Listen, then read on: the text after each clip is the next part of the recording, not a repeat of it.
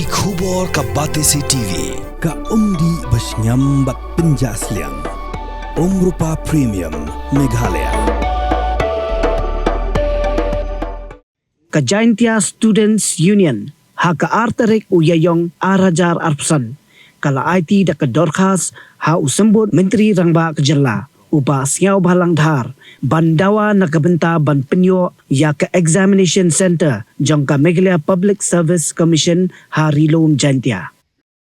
ha ka jingkran bat kilat patay kubor sekretari jong ka union usamla naiki mukim ula ong ba kani kajingdawa kalong namar ba bon nagisamla watkam ka rilom Jaintia kidai ki basyong basa ha kishnong nongkendong jong ka east but west Jaintia Hills bat kani ka bu jing e yaki ha ka let kawan khamtam haba pelong yaki examine ha nong ba shalong da ka MPSC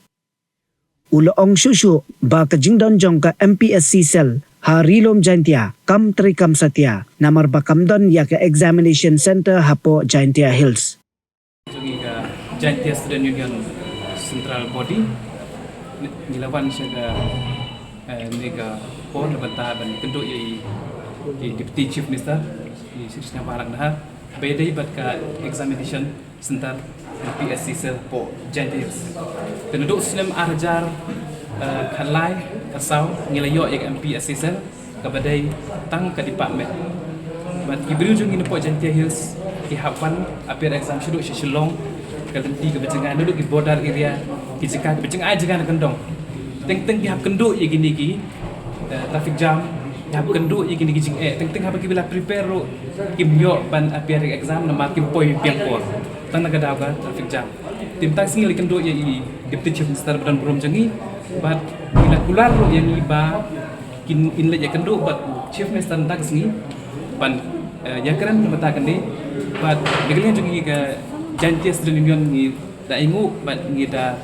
ai kublaish ka dai deputy chief minister namar ba ila shim yang ni ka sinjam ke ba kerpang na benta ka Jaintia Hills barok ubay but segawai ngak kwa ban keren shy government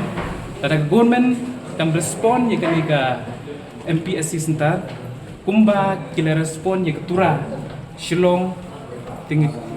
kermen ba nagalian jung ki JSU ihap jam sigaway pat kanati na batagan ni ka issue nama ka jingi keren ko walang very fruitful but deputy chief minister mani dai ro I minister jungi iba pe ya ka than jungi magi don lai hot dan aro deputy chief minister te kermen ba ka jing jing imta sing kermen bangin yo pe ya ka result ka baba